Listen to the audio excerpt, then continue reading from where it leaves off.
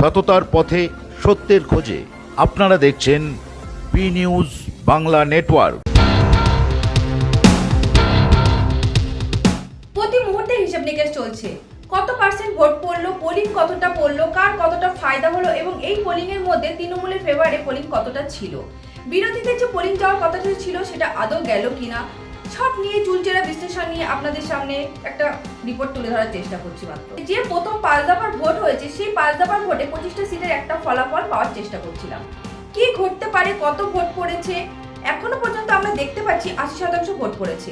এবারের vote percentage 21-এর তুলনায় কম, পঞ্চায়েতের তুলনায় কম, কারণ ভোট লুট করে 100% ভোট ফেলে দেওয়া হতো।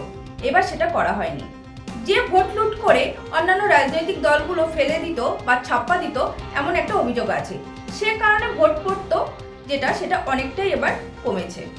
সে কারণে ভোট পার্সেন্টেজটা অনেকটাই বেড়ে যেত 86 থেকে 87। এবার এটা করতে পারছে না, তাই কমেছে।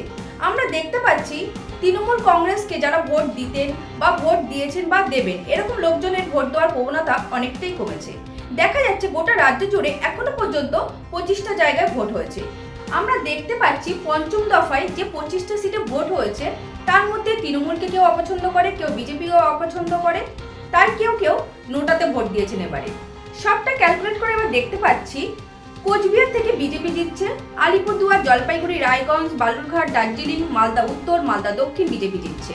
মুর্শিদাবাদ, জঙ্গিপুর আর বহরমপুর এই তিনটে সিটি যদিও বহরমপুর প্রায় 50-50। মুর্শিদাবাদ, জঙ্গিপুর আর বহরমপুর এই তিনটে সিটি যদিও বহরমপুরটা প্রায় 50-50। আমরা দেখতে পাচ্ছি এখানে মূল লড়াইটা বিজেপি ভার্সেস কংগ্রেস। এখনো পর্যন্ত অ্যাডভান্টেজ অধীর রঞ্জন চৌধুরী। যদি ধরি বহরমপুর কংগ্রেস আর দুটো লেফট একটা সিট যদি বার করতে পারে, একটা লেফট একটা কংগ্রেস, তৃণমূল একটা সিট বার করতে পারে।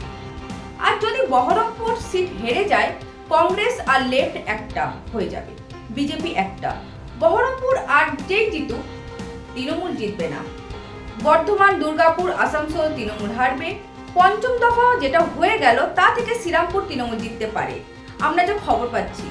ব্যারাকপুর, হুগলি, বনগাঁ, আরামবাগ বিজেপি জিতবে। হাওড়া, উলুবেড়িয়া তৃণমূল অ্যাডভান্টেজ। সুতরাং 25টা সিটের মধ্যে 17টা সিট বিজেপি জিততে পারে, 6টা সিট তৃণমূল জিততে পারে, 2টো সিট লেফট কংগ্রেস জিততে পারে। আমরা এখনো পর্যন্ত যা দেখতে পাচ্ছি তা আপনাদের সামনে তুলে ধরলাম।